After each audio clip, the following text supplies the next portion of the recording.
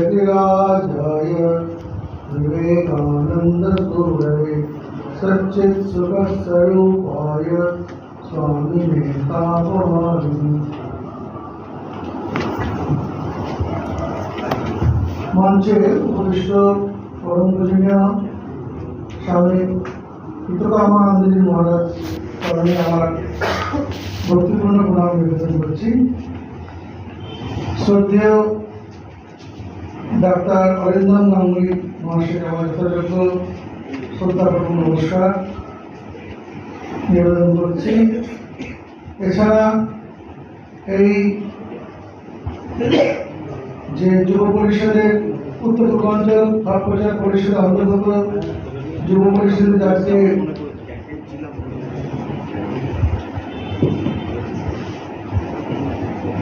যে সভা হচ্ছে সেখানে উপস্থিত সমস্ত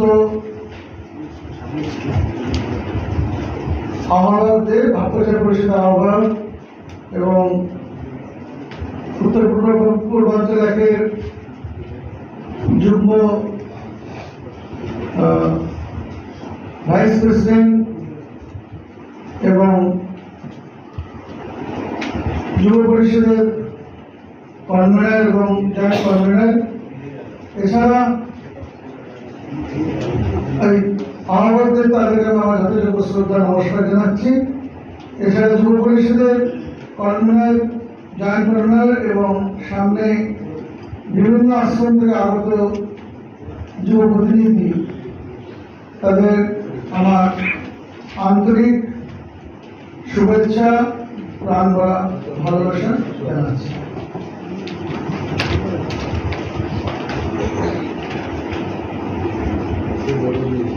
বিষয় হচ্ছে শিব জ্ঞানের জীব সেবা। আমাদের শাস্ত্রে ঋষিমুনিরা সূত্র আকারে তারা অনেক গভীর গভীর তথ্য কথা বলেছেন। পরবর্তীকালে ভাই তোমরা কথা বলো না নিজেদের মধ্যে কথা বলবে, তাহলে বসে যাই, তোমরা নিজেরা কথা বলো।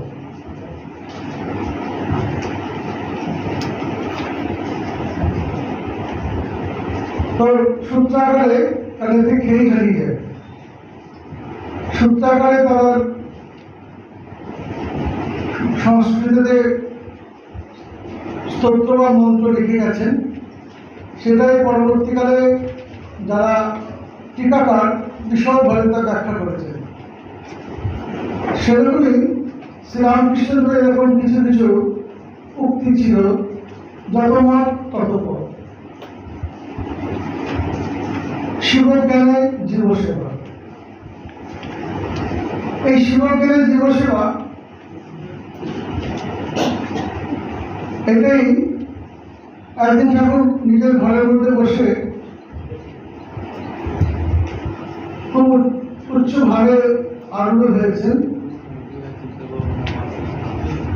সেখান থেকে মন নিচে নেমে এসে তার আগে বলছিলেন যে বৈষ্ণবদের তিনটে, তাদের হচ্ছে নামে রুচি, বৈষ্ণব সেবন আর বৈষ্ণবদের সেবা করা আর জীবে দয়া। এই কথা বলতে বলতে ঠাকুর একদম শুকনো দেশলাই বলছিলেন। একটুখানি ঈশ্বরের কথা হলেই উদ্দীপন হতো এবং সেখান থেকে তার মন হু হু করে এই ইন্দ্রিয় জগৎ ছেড়ে অতীন্দ্রিয় জগতে তিনি চলে যেতেন। যেদিন মানে তার মন ওদিকেই টেনে থাকতো, এই আমাদের সঙ্গে কথা বলার জন্য মনটা নেচে নামিয়ে রাখতেন, সমাধিতে আরূঢ় হতেন।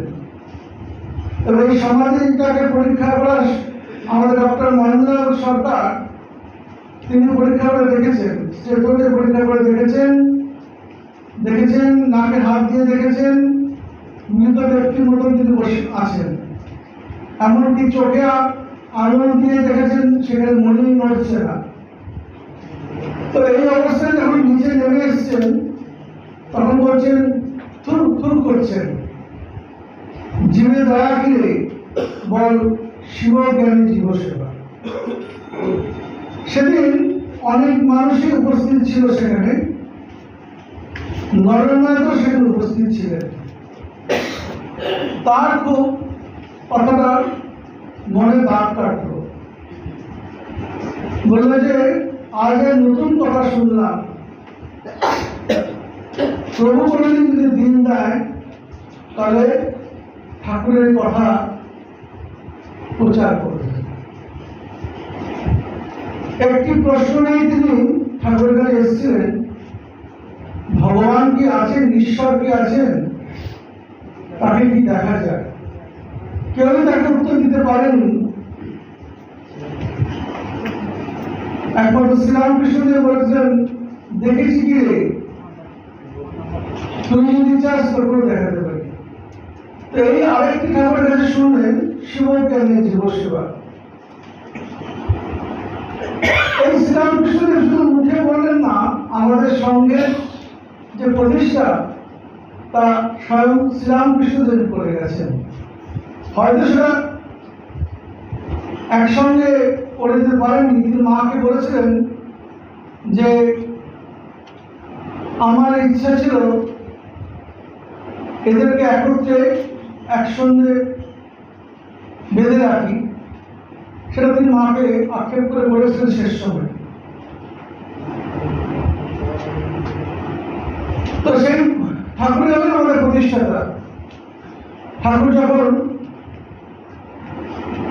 তীর্থে গেছেন, বেনারস যাওয়ার পথে দেওঘরে যাচ্ছেন, দেওঘরের সেখানে খুব দুর্ভিক্ষ হয়েছিল, বাবার মন্দির দর্শন হয়েছে, দুর্ভিক্ষ হয়েছিল। তিনি এক নগর ঘুরতে গিয়ে দেখছেন মানুষের মুখের অবস্থা দেখে তার অত্যন্ত হৃদয় বিগলিত হল। তিনি তখন মধুর বিশ্বাসে বললেন, তুমি তো মায়ের দেওয়ান, তবে এদের একদিনের জন্য হলো এক মাথা করে তেল পেট ভরে খেতে দাও।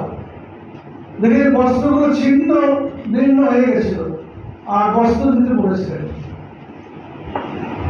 মধুবাবু সংসারী মানুষ, অনেক বয়সা সব পশারা সাজিয়ে যাচ্ছেন বেনারস, দীর্ঘদিনের পথে যাওয়া। তো এতে যখন দেখলি এত মানুষেরকে এক মাথা করে তেল, খাওয়া, বস্ত্র দিতে গেলে অনেক খরচা। তখন ছোট খরচা করে ডাকতেন ঠাকুরকে। তো বলছেন যে মশাই তো এটা অনেক খরচা, এতে তো তীর্থে করার জন্য যে অর্থ তাদের দান পড়বে। শ্রীরামকৃষ্ণদেব বললেন, রইল তোমার তীর্থ, আমি এদের মাঝে বসব। অর্থাৎ শ্রীরামকৃষ্ণ এদের বোঝাতে চাইছেন আমরা তীর্থ গেলে যাই, পূর্ণ অর্জনের জন্য তীর্থে যাই, পূর্ণ অর্জন করব এই অর্থে। শ্রীরামকৃষ্ণদেবের তীর্থ গরিব সেবা, সেবা কর্ম, তীর্থ পূর্ণ লাভের থেকেও পূর্ণতা চাই না। এই মানুষগুলোর মুখে হাসি তিনি দেখতে চান, আনন্দ দেখতে চান। ওই আনন্দ তিনি তার সমস্ত পুণ্যের সমান। তখন যখন উনি যেতে চাইলেন না, তখন মধুরবাবু আর উন্নত তার গুরুকে না নিয়ে যাওয়াটা তীর্থটা পূর্ণ হবে না। তার যে মনের ইচ্ছা, তাই তিনি যা বললেন ওই ব্যবস্থা হলো, প্রত্যেকের পেট ভরে খাওয়ানো হলো, বস্ত্র দেওয়া হলো, ঠাকুর তাদের মুখে আলো হাসি দেখে ফিরলেন। আরেকবার মধুবাবু রানাঘাটে কিছু জমিতে ছিল, সেবারে সেখানকার প্রজারা ভালো খাদ্য শস্য তৈরি হতে পারেনি বলে খাজনা দিতে পারেনি। শ্রীরামকৃষ্ণদেব সেখানে গেছিলেন, তিনি গিয়ে বললেন যে এবারে ওদের খাজনা মুক্ত করে দাও। তো আমরা দেখতে পাচ্ছি এই যে সেবার কাজ শ্রীরামকৃষ্ণদেব স্বয়ং নিজেই শুরু করেছিলেন। সেবার সেই আদর্শে আমাদের পরবর্তী আমাদের রামকৃষ্ণ মিশনের যে মোটো তা হচ্ছে কি আত্মনমোক্ষার্থম জগৎ হিতায় চ। আমরা কোনো আর 5টা এনজিওর মতো এনজিও নই। আমাদের হচ্ছে একটি জীবের সেবা, সেটা এমনভাবে করতে হবে যেন আমার মোক্ষের পথে এগিয়ে যেতে পারি। শ্রীরামকৃষ্ণদেব বলছেন মনুষ্য জীবনের উদ্দেশ্য ভগবান লাভ। তো এই আমাদের সেবা কাজটা এমন হবে যে নিঃস্বার্থপরতা হলে পরে সেটা কি হবে, যোগে পরিণত হবে। সেবা যোগ, যোগ কর্ম, যে কোনো কর্মই যোগ হতে পারে। সেবা যোগটাই কর্মযোগের একটা অংশ। তো যে কোনো যোগ কর্ম, যে কোনো কর্মই বা যে কোনো পথই যোগ হতে পারে যদি সেটা নিঃস্বার্থপরতা হয়। সে আপনি রাজযোগে বলো, কর্মযোগে বলো, ভক্তিযোগে বলো, আর জ্ঞান যোগে বলো। মূল হচ্ছে কিনা যোগ শব্দ অর্থ হচ্ছে যে যা কিনা জীবাত্মার সঙ্গে পরমাত্মা সংযোগ স্থাপন করে। তো আমাদের সেরকম কর্ম করতে হবে যাতে যোগে পরিণত হয়। রামকৃষ্ণ মিশনের এরকম অনেক মূল ঘটনা আছে, আমরা তা জানি। যে কথা আমাদের ডাক্তারবাবু শুরু করেছিলেন প্লেগ রোগের কথা নিয়ে। এই প্লেগের যখন হয়েছিল, প্রাদুর্ভাব হয়েছিল, তখন বহু মানুষ মারা যাচ্ছিল।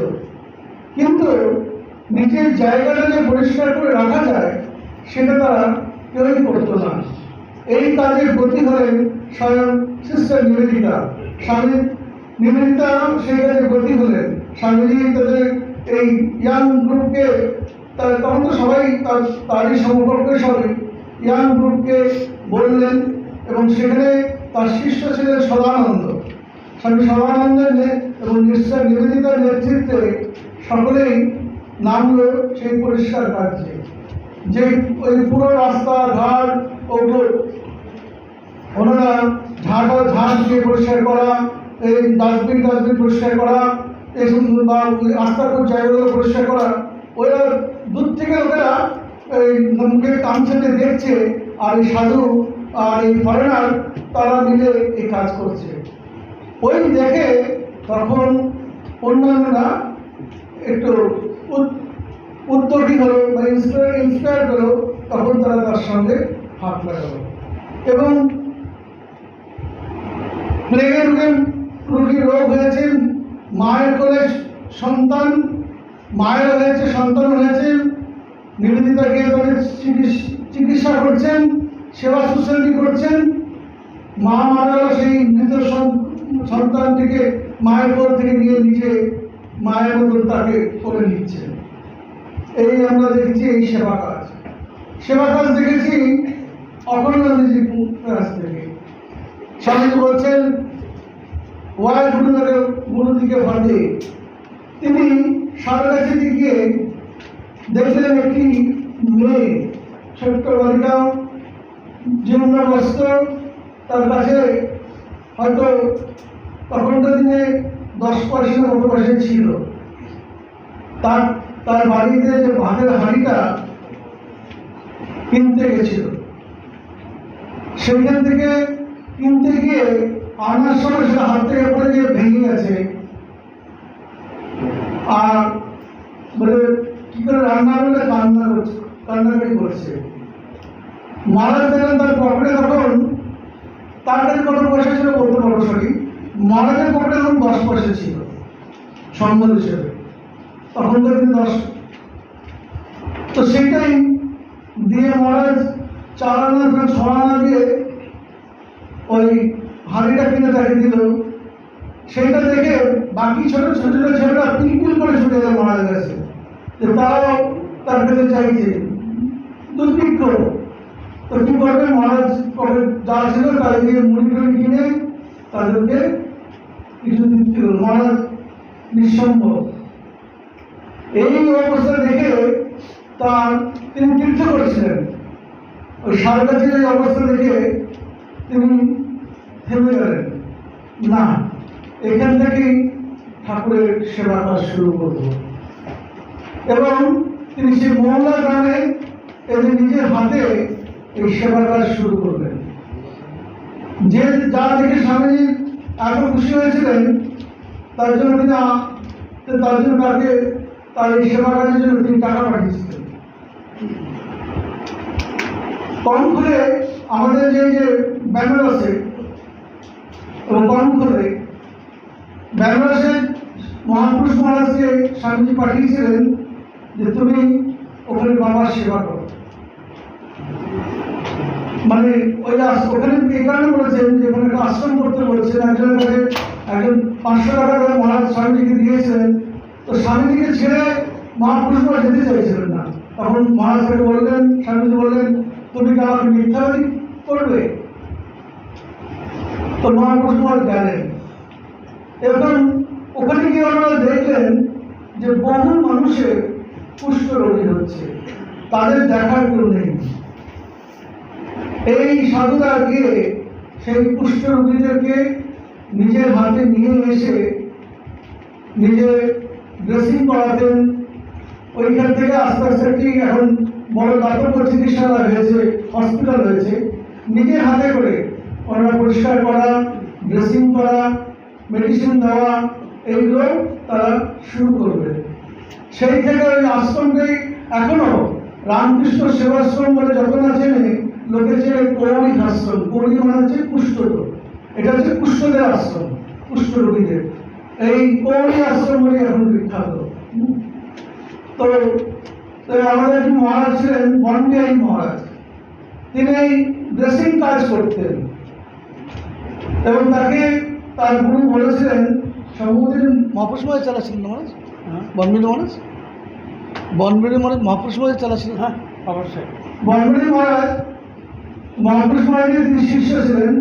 মহারাজ বলেছেন, তুমি এই কাজটি করো, আমি বলে যাচ্ছি তুমি এর থেকে ব্রহ্মজ্ঞানী হবে। অর্থাৎ সেই আমাদের যে স্বরূপ, সেই স্বরূপ দর্শন তোমার হবে। মহারাজ নিষ্ঠার সঙ্গে একদিনের জন্য বেনারস থেকে বেরোননি, ওই রোগী সেবা করে গেছে নিজের হাতে।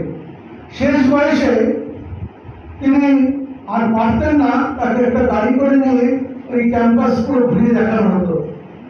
এবং যখন তিনি রাস্তা দিয়ে যেতেন, সবাই ওকে বনবিহারী বাবা বাড়ি পরিচয় তিনি ছিলেন।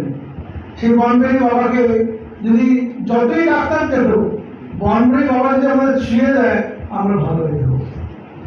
এই মহারাজের প্রতি তাদের এতটা ভক্তি শ্রদ্ধা ওখানকার মানুষদের ছিল। একবার এরকমই তিনি পরিক্রমা করছেন, দেখছেন একটা জায়গায়, হয়তো উনি যদি সুস্থ মানে ইয়ে হিসেবে থাকতেন, যখন ড্রেসিং করতেন, তাহলে এটা হতো না। দেখছি একটা জায়গায় একটা মানুষের প্রচুর সেখানে মানে মাছি ভ্রমণ করছে এবং দুর্গন্ধ। উনি গিয়ে ওনাকে বলে, চলো দেখি তো। দেখছি একজনের পায়ে গ্যাংরিং হয়েছে, কেউ তার ভালোভাবে চিকিৎসা করছে না। মহারাজ খুব অন্তর থেকে যে আশ্রমে নিজে হাতে তিনি তার এই ড্রেসিং কাজ দিয়ে সকলকে সুস্থ করতেন, আজকের এই অবস্থা দিয়ে তার খুব কষ্ট হলো। তিনি ডাক্তারকে ডেকে বললেন, ওই জায়গায় দেখলাম একজন রোগী গ্যাংরিং নিয়ে কষ্ট পাচ্ছে, জানো উনি কে? মহারাজ? উনি আমার বাবা। তবে সাথে আপনার বাবা? হ্যাঁ। তখন ইমিডিয়েট ভালো করে ওখানে গিয়ে চিকিৎসা করো। ওনারই বয়স তখন 90 বয়স। ওনার বাবা মানে কি? উনি ওনার মধ্যে সাক্ষাৎ শিবকে দর্শন করছেন, সাক্ষাৎ শিব সেই এসে বলছেন আমার বাবা, তোমরা ইমিডিয়েট সেবা করো। তো এরকমই ছিলেন আমাদের সেবার আদর্শ, যে সেবার মধ্যে দিয়ে ভগবানকে প্রাপ্তি। কণ্ঠে এরকম আমরা জানি, কল্যাণানন্দ মহারাজের কথা শুনেছি, নিশ্চয়ানন্দ মহারাজের কথা শুনেছি। তারা পায়ে হেঁটে, এই সমুদ্র কল্যাণানন্দ পায়ে হেঁটে সুদূর সাউথ থেকে তিনি পায়ে হেঁটে গেছিলেন কণ্ঠে, হরিদ্বারে। সেখানে গিয়ে উনি এই সেবা কাজে ব্রতী হন এবং সেখানেও সাধুরা যখন অসুস্থ হয়ে পড়তো বাইরের সাধুরা, এই মহারাজরা গিয়ে সেই সমস্ত সাধুদের নিয়ে এসে তাদের ঘুম মুখ পরিষ্কার করা, তাদের সেবা শুশ্রূষা করতো। এইটা সাধু সমাজের কাছে খুব ভালো ঠেকে চোখে। তারা নাম দিয়েছিল, এরা হচ্ছে ভাঙ্গি সাধু। ভাঙ্গি সাধু মানে ম্যাথর। ম্যাথর পরে রামকৃষ্ণ মিশনের সাধুরা হচ্ছে মানে ম্যাথর শ্রেণী। এরা এই সমস্ত কুমুর পরিষ্কার করে। তো একবার এরকম কিন্তু সেই কাজে তারা, এবং তাদের আশ্রমে ওনাদের ভান্ডারা টান্ডারা হলে সাধারণত 18 জন যখন ভান্ডারা হতো, প্রতি আশ্রম থেকে তোরা বড় অবস্থাতে 2 জন করে মূর্তি মানে 2 জন মহান্ত বা একজন কেউ বা 4 জন মহান্ত, যেমন যেমন আশ্রম তেমন তেমন তারা, যেমন যেমন তাদের প্রসাদ বেশি সেরকম বিভিন্ন রকম আখড়া আছে। হ্যাঁ, সেই আখড়াতে তাদের ইনভিটেশন হতো। একবার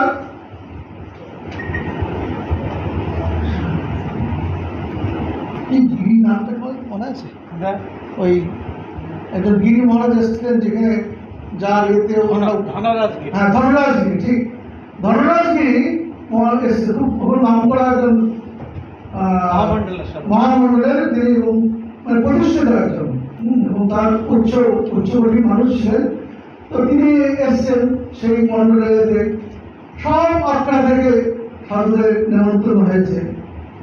উনি কিন্তু একবার পরিভ্রমণে বেরিয়ে এই রামকৃষ্ণ মিশনের সাধুদের এই সেবা কাজটা দেখেছিলেন, এবং অত্যন্ত এই সাধুদের নিয়ে গিয়ে তারা এইরকম নিয়ে যাচ্ছে, নিয়ে গেবার এখানে মিশনে এসেছে, দেখেছেন যে তখন তো ছোট আশ্রম, দেখেছেন তারা সমস্ত পরিষ্কার পরিচ্ছন্ন করছে।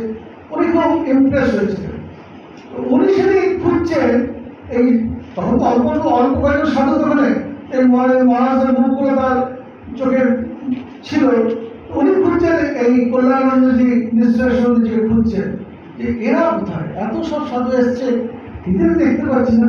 তো সেই আশ্রমের মন্ত্রে দেখে বলছেন, কি ব্যাপার, ওই আশ্রমে তো কাউকে দেখছি না। স্বামী ওরা তো ভাঙ্গি মানে বলছে ওরা তো এই সমস্ত সাধুদের মুখ পরিষ্কার করে। আচ্ছা, তখন বলছে তোমরা যখন ছোট ছিলে তোমাদের মা তো তোমাদের মুখ পরিষ্কার করতো, তাহলে মা তোমাদের চোখকে ভাঙ্গি ছিল? যাও ইমিডিয়েট ওনাদেরকে আমন্ত্রণ জানিয়ে বলবে আমি দেখেছি। তখন যাওয়ার পরে তখন সম্ভবত নিশ্চয়ানন্দী বা কল্যাণানন্দীকে একজন তাদের একটু অপমান বোধ হয়েছে যে এখন আমার পরে ডাকতে এসছে। তারপরে আমাদের উনি বলেছেন, বড় মহানন্দী বলেছেন যেতে। তাহলে একজন বললেন, দেখুন আমাদের, তখন কল্যাণানন্দী বা একজন বললেন যে দেখো এটা আমাদের আর মান অভিমান করার কি আছে, তারা ডাকিনি এখন ডাকছে চলো। তো তখন তারা গেলেন। উনি ওনাদের দুজনকে নিজের পাশে দাঁড় করিয়ে সকলকে বললেন, এরা ঠিক সেবা কাজ করছেন। এই সাধুরা তারা ঠিক সেবা কাজ করছেন। এরা তোমরা ভাঙ্গি আর কখনই বলবে না। এরা সাধুদের নিজেদের সমস্ত আত্মত্যাগ করে এই সেবা কাজ করছে। তারপর থেকে রামকৃষ্ণ মিশন উনি যেহেতু বলে গেলেন তো মহামণ্ডলেশ্বর, তখন মিশন অতটা এস্টাবলিশ হয়নি। ব্যাস সমস্ত সাধু সমাজের কাছে রামকৃষ্ণ মিশন এখন আলাদা মাত্রা পায়। যদি অন্য কোনো আশ্রমে সাধুদের যদি ভান্ডারায় যদি কিছু একটা আইটেম দেওয়া হচ্ছে, রামকৃষ্ণ মিশনকে ডবল দেওয়া হবে। এবং প্রত্যেকটা আশ্রম বছরের শেষে একটা ভান্ডারের আয়োজন করে, বলে রামকৃষ্ণ মিশনের কোনো ভান্ডারা আমরা দরকার নেই, কারণ আমরা অন্যান্য আশ্রমে ভান্ডারা খেয়েছি, যখন শরীর খারাপ হলো আমরা এখানে এসে ভর্তি হব, এবং আমাদের চিকিৎসা, এবং যে কোনো সাধু আসুন তাদের ফ্রি চিকিৎসা হয়। যদি কোনো গৃহস্থ বা যদি গেরুয়া পড়ে সেখানে যায় তারও ফ্রি চিকিৎসা হয়। তো এই রামকৃষ্ণ মিশনে এখন সাধু সমাজের এই প্রতিষ্ঠা সেখানে। সুতরাং এই সেবা ধর্ম আমাদের রামকৃষ্ণ মিশনের আমাদের থেকেই আছে, ছোট থেকেই শুরু থেকেই আছে। দক্ষিণেশ্বর থেকে আমাদের এই সেবা তার সূচনা হয়েছিল, এবং স্বামীজি যে সংঘ প্রতিষ্ঠা করলেন বিদেশে গিয়ে তা নয়। এইটার সঙ্গে প্রতিষ্ঠা আমাদের স্বামী স্বয়ং ভগবান নিজেই ঠাকুর করে গেছেন, এবং এটার বেশি করে একটু দানা মানতে শুরু করে কাশীপুর শ্যামপুর বাড়িতে তাদের থাকা নিয়ে ক্রমশ যখন তারপরে সুরের মৃত্যুকে ঠাকুর নিজেই বললেন যে আমার ছেলেরা ঘুরে বেড়াচ্ছে, তুই ওদের মাথা ঘুরে একটা ব্যবস্থা কর। সুরের মৃত্যু ছুটে এলেন নরেন্দ্রনাথের কাছে, বললেন যে তুমি একটা কিছু জায়গা দেখো, আমি সেখানে আমি আগে যেমন তিনি 80 টাকা করে যখন কাশীপুরে ছিল, কাশীপুরে ঠাকুরের সেবার জন্য 80 টাকা করে দিতেন। তিনি বলেন আমি তেমনই করে টাকা দেবো, তোমরা একটা জায়গায় মাথা গুঁজে দেবো। তখন তারা মাথা গুঁজে এক জায়গায় থাকো। তখন তারা খুঁজে বড়নগর মঠে একটা জায়গা পেলেন, যেটা ছিল তখন থেকে ভুল পাব, এবং 10 টাকা ভাড়া এসে হলো। তিনি ক্রমশ আস্তে আস্তে যতদিন যেতে লাগলো, একের পর এক ঠাকুরের সন্তানরা ওখানে জয়েন দিতে শুরু করলো, এবং প্রায় 250 টাকার মতন পর্যন্ত মাসিক তিনি সেখানে খরচা দিতেন। তখন প্রথম দিকে তো আহার বলতে কিছু ছিল না, যা পেতেন তাই খেতেন, তেলে দুষ্করা সেদ্ধ আর ভাত, যদি কিছু নাই তো সেরকম কিছু খেলেন না, ধ্যানে ডুবে গেলেন সকলে। এই একমাত্র শশী মহারাজ ঠাকুরের নিষ্ঠার সঙ্গে সেবা করে গেছেন, এবং দেখেছেন যখন ভিক্ষার অন্ন আজকে আসেনি, নিজে তখন ভিক্ষায় বেরিয়ে গেলে, কারণ এই গ্রুপকে কেউ ভিক্ষা দিতে চাইতো না। তারা ভাবতো যে ইয়াং ছেলেগুলো বসে বসে দুলটানি করছে। তো কিন্তু একজন মহিলা সবসময় আমরা দেখছি মায়েদের সেই ভক্তিভাব, তিনি দেখেছেন যে আজকে এরা সব খালি হাতে ঘুরে গেছে, তিনি উপর জানলা থেকে একটা প্যাকেট ধরি করে এই চাল কিছু আলু এই নামিয়ে দিয়েছেন। সেটা শশী মহারাজ এসে রান্না করে ঠাকুরকে ভোগ দিয়ে, এরা তো সব আছে কোনো খাবো না বসে আছে, তখন তিনি সকলের মুখে একটা করে গালা করে মুখে ঠুসে দিচ্ছেন। তো এই সঙ্গটাকে শশী মহারাজ নিজের হাতে ধরে রেখেছিলেন।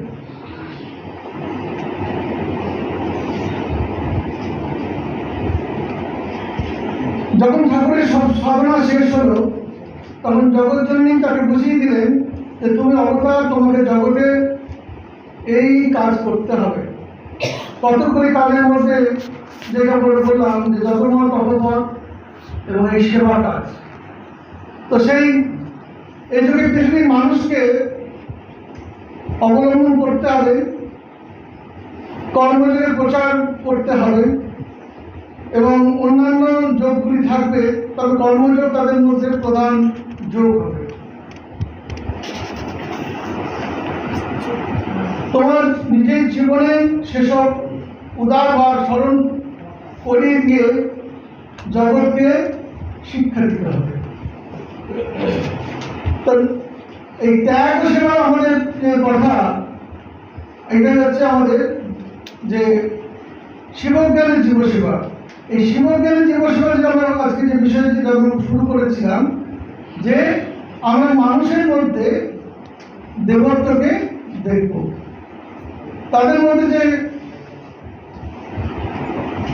অন্তর্নিহিত যে ভগবান সেটাই দেখব, এবং সেই বুদ্ধিতে আমরা সেবা করব। আমরা যখন মন্দিরে পুজো করি, শিবকে পুজো করি, তখন আমরা কখনো বলি না শিব আমি পুজো করছি, বুঝেছ, এরকম কখনো বলি না। আমরা ভক্তির সঙ্গে তিনি আমার পুজো নিলেন, তাতে আমি কৃতজ্ঞতা করি।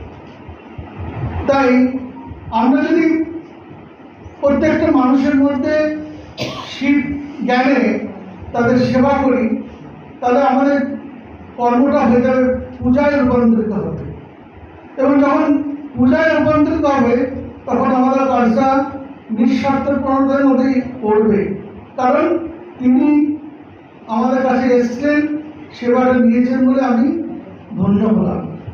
আমার অর্থ তখনই সার্থকতা যখন সেটা নিজের সংসারের জীবন পালন করার পর যা উপর যে আছে তা অন্যের সেবায় লাগছে। স্বামীজি বলছেন যে তুমি কতবার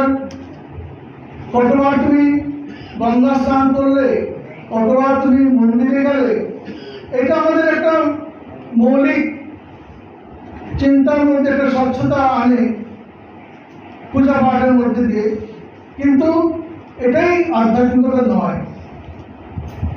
বলছেন যে কারোর ঘর উজাড় হয়ে গেছে, কারোর বাড়িতে আজকে উনুন জ্বলেনি, অথচ তুমি পঞ্চব্যঞ্জনে খাচ্ছ। তোমার কি ভেতরে তার জন্য বিন্দুমাত্র অনুশোচনা বা বিন্দুমাত্র তার জন্য তুমি চিন্তা করছো? তোমার নিজের কয়েকটি পদ দিয়ে ভাত দিয়ে তার ঘরে গিয়ে তুমি দিয়ে আসছো?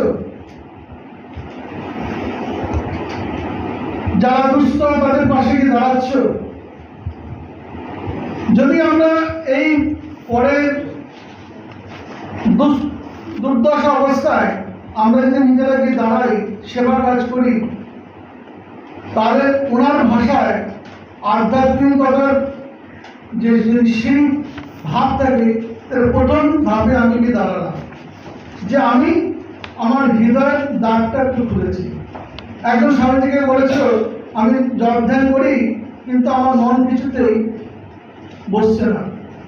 বলছেন, স্বামীজি বলছেন, তুমি কিভাবে করো? বলে, আমি দরজা জানলা বন্ধ করে চোখ বুঝে করি। স্বামীজি বলেন, সমস্ত দরজার জানলা খুলে দাও আর চোখ খুলে দেখো তোমার সামনে কারা আছে। এই জীবন্ত মানুষগুলো জ্বলে পড়ে খারাপ হয়ে যাচ্ছে, তুমি বসে বসে ধ্যান করছো। তো এই হচ্ছেন আমাদের স্বামীজি। তো স্বামীজির ভাবে আমরা যত তাকে নিয়ে পড়বো, যত নিয়ে আলোচনা করবো, ততই আমরা উজ্জীবিত হতে পারবো, ততই আমরা সেই সেবা কাজে ব্রতী হতে পারবো। এবং স্বামী বলছেন যে একটি জীব যতক্ষণ অভুক্ত থাকবে, আমার কর্ম ততদিন চলবে। এই কর্মযোগ কতদিন ওরা চলবে যদি একটা জীব অভুক্ত থাকে? কিভাবে চলবে? ভয়েস দ্যাট ফর্ম, এই আমাদের তোমার আমার সকলের মধ্যে দিয়ে তার এই বাণী কার্যকরী হবে যদি আমরা সেই পথে ব্রতী হই, শিবজ্ঞানে জীব সেবা। সুতরাং স্বামীজির এই যে দৃষ্টি, এই দৃষ্টিকে সার্থকতা করতে আমাদেরকে, আমরা এগিয়ে আসতে পারবো না? পারবো কিনা? এই এত বড় হলে করতে একটু আওয়াজ, তো আমরা সেই সেবা কাজে ব্রতী হব। আমাদের যদি ইচ্ছে, আমার যেমন সামর্থ্য আছে, যদি আমার অর্থ থাকে, তাহলে যে গরিব আছে তাকে বই সাহায্য করলাম। যদি দেখি তার পড়াশোনায় অসুবিধা হচ্ছে, আমি তাকে ডেকে নিয়ে এসে আমি যে সাবজেক্টটা পারি তাকে সেটা পড়িয়ে দিলাম। বা এরকম রাস্তায় একজন পড়ে আছে, অনেকেই পাশ করে চলে যাচ্ছে, না, আমরা যে স্বামীজির শরীরে আমরা তার পাশে যাবো, তাকে তুলবো প্রয়োজনে। আর যখন তার পাশে যখন তুমি যখন যাবে, তখন দেখবে আরো কয়েকজন লোক এসে যাবে, তার মধ্যে কেউ কেউ হয়তো সেলফি তুলবে তোমার এটা দেখে। তো একজন আমাদের খুব ছিল, মানে কমেন্ট করতে পারতো, সে বলছে কেউ তো জলে ঢুকছে, তখন তার কাছে রিপোর্টাররা বলছে, তুমি যে জলে ঢুকছো তখন তোমার কেমন অনুভূতি হচ্ছে? হ্যাঁ, তো এরকম দেখা যাবে। সুতরাং কিন্তু তুমি এই কাজের ব্রতী হয়ে আরো কিছুজন এলো, তাকে তুলে নিয়ে সুস্থ যখন জল দিয়ে তাকে দাঁড় করতে পারলে ভালো, নাহলে তখন নিয়ে এসে ডাক্তারখানে গেলে তাকে চিকিৎসা করা হলো। তারপর যেমন আছে, যদি হয়তো পুলিশকে খবর দেওয়া হবে, তুমি তো তাকে নিয়ে এসছো, তো সে যদি সুস্থ হয়ে দাঁড়িয়ে যায়, সেই বাড়িটার তার অন্ধকার হওয়ার থেকে তার মধ্যে বাড়িতে আলো জ্বলে উঠলো, নইলে হয়তো দেখা যায় ওখানে পড়ে গেছে, সে মরেছে। তো আমরা যেখানে পারবো আমরা আমাদেরকে এগিয়ে নিয়ে যাবো। হ্যাঁ, সাহসী হতে বলছেন, আমার ভিতরে যে আগুন জ্বলছে, তোমার মধ্যে সে আগুন জ্বলছে কি?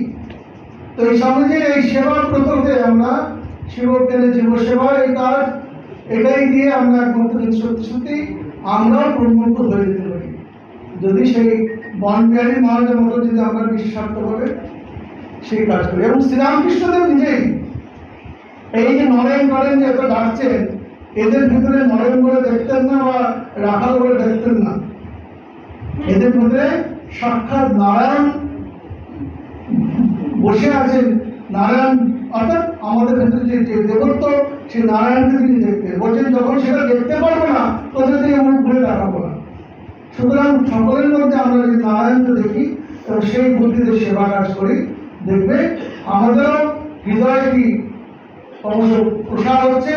যেভাবে ওই মহিলাকে বলেছিল, ওই মানুষটি ঠিক ঠিক আমার ছেলে, যে কিনা নিজেকে আত্মবলা, ওকে বলেছিল আত্মবলা হয়ে গিয়ে পরে সেবা করছে, নিজে না খাওয়ার কোনো সময় নেই, ওই ওষুধ দিয়ে যাচ্ছে এবং ওই ওর কাছে এসে ওই ওষুধ দিয়ে ভালো হবে, এই সকলের মত ছিল।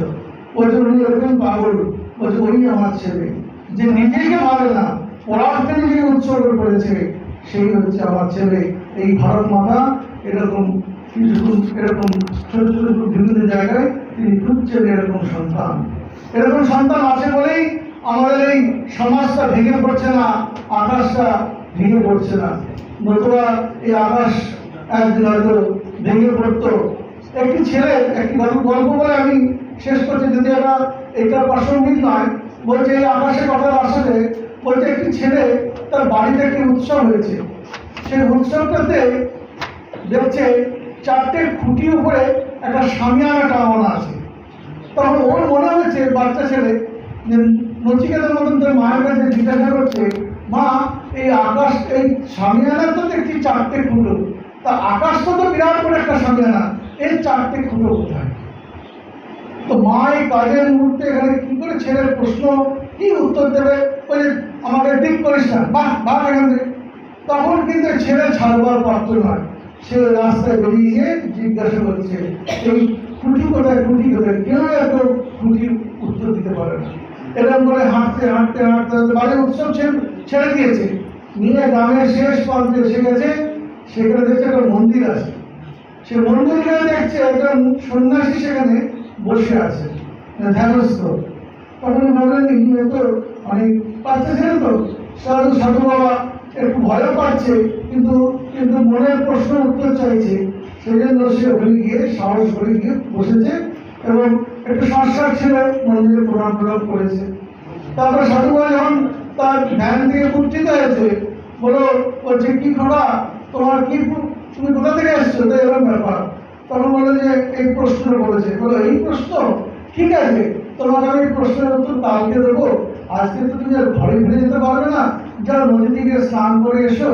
আর দাদার ছেলে তো তারা ছোটবেলা থেকেই পুকুরে স্নান করা অভ্যস্ত আছে, যে ওখানে স্নান টান করে এসে আশ্রমে প্রসাদ খাও, বিশ্রাম করো, কালকে তোমার উত্তর দেবো। তারপরে কিন্তু তার রাত্রে তো তেমন ঘুম নেই, হ্যাঁ। তখন তারপরে সকালবেলা গিয়ে গেছে, তো সেই দেখছে যে বাবাজি তখন ধ্যান করছে, মহা মুশকিল, তো বসে আছে ওখানে। তার বাবা যখন ধ্যান থেকে উত্থিত হয়েছে, তখন তাকে নিয়ে ওর মধ্যে কিছুক্ষণ দেখছে বাবা ধ্যান ভাঙছে না, ও বাচ্চা ছেলে তো বসে বসে ঘুমিয়ে পড়েছে। তারপরে দেখছে বাবা এর মধ্যে উঠে গিয়ে নদী থেকে স্নান করে যখন ফিরে এসছে, তখন ও দেখছে আপনি বললেন যে কাউকে বলবেন, তখন বলছে যাও তুমি না আমার নদীতে স্নান করে এসো। তো ও যখন স্নান টান করে এসছে, তখন কাঁধে একটা ঝুড়ি দিয়ে দিয়েছে, ভিক্ষা ঝুড়ি দিয়ে বলছে তুমি 3 থেকে 5টা বাড়িতে যাবে, তুমি ভিক্ষা চাইবে, যখন তোমাকে গৃহকর্ত্রী বা কর্তা যেই ভিক্ষা দিতে আসুক, তুমি তাকে তোমার নিজের জানা বেশ কিছু গালাগালি করবে। তখন এবার বেরিয়ে গেছে, যেই যেখানে ভিক্ষা দিতে যায় তখন গালাগালি শুরু করে বলবে, হ্যাঁ নাদুস তুদুস চেহারা, তুই খেতে পারিস না, ভিক্ষা চাইছিস, আবার গালাগালি করছিস, বলে চর্চা করে খেয়েছে। এরকম বেশ কিছু এরকম চাইতে ছাড়ছে না, সেরকম দম্বার পাত্র না, সে এরকম যাচ্ছে সব জায়গায় গালাগালি খায়, কোথাও পুকুরি খায়, মার খায়, কেউ দেয় না, দরজা বন্ধ করে দেয়। এরকম করতে করতে প্রায় গ্রামের শেষের দিকে, উল্টো দিকে আর কি, ওইদিকে চলে এসছে, অন্যদিকে গেছে আর কি। তো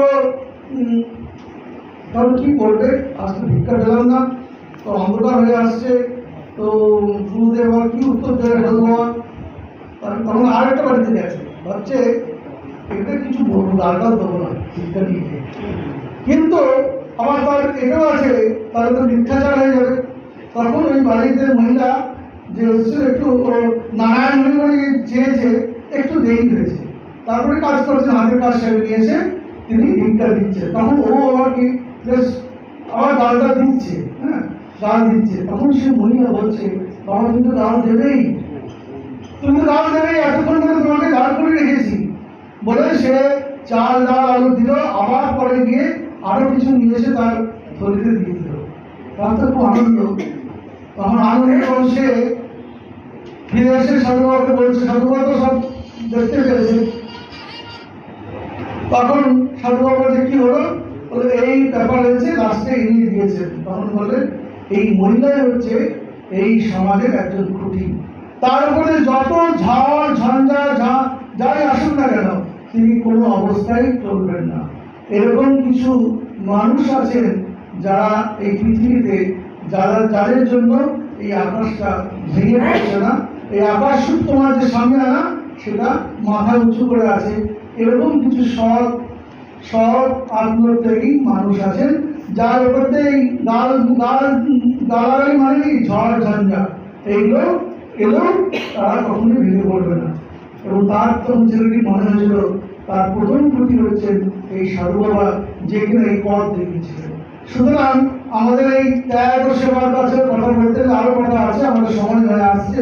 সুতরাং স্বামীজির আদর্শে আমাদের যে শিবকেন্দ্রের জীবসেবা, এই শিবকেন্দ্রের জীবসেবা আমরা বিভিন্নভাবে করতে পারি। আমাদের তোমরা বিভিন্ন পাঠচক্রের মাধ্যমে বিভিন্ন ছেলে যারা দুস্থ ছেলেদের তাদের সেবা করতে পারো। বিভিন্ন হসপিটাল আছে, নিজেদের পয়সা কিছু জমা করে কিছু ফল মূল কিনে ওখানে দুস্থ রোগীদেরকে সেখানে বেরিয়ে আসতে পারো নিঃস্বার্থভাবে। নিজেদের যে দিচ্ছ ওটা যখন দানাতে করবে বাহার জানতে পারবে না তুমি কি দিলে। এইভাবে এই সেবা কাজ করতে পারো। এরকম অনেক রকম আজকাল তোমাদের বড় ছেলে আলাদা করে ব্যাখ্যা করার প্রয়োজন নেই।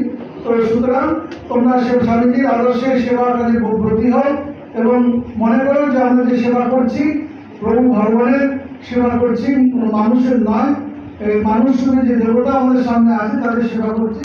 নিঃস্বার্থভাবে করো, নিঃস্বার্থভাবে করলেই আমরা আমাদের সেবাটা যোগে পরিণত হবে। সেই যোগে পরিণত হোক ঠাকুর মা স্বামীজির কাছে প্রার্থনা জানাই যে তারা তোমাদের এই তোমাদের মধ্যে সেই সৎ বুদ্ধি আছে আরো বেশি দৃঢ় হয়ে আজকে আমাদের আলোচনার মধ্যে আরো বেশি দৃঢ়তা লাভ করুন। এবং স্বামীজি বলছেন, একজন স্বামীজির বক্তৃতা করে স্বামীজি বলছেন, স্বামীজি আজ আপনি যা বললেন না অত্যন্ত প্রেরণাদায়ক। স্বামীজি বললেন প্রেরণা হচ্ছে 5%, হাতে নাতে 95% করে দেখো।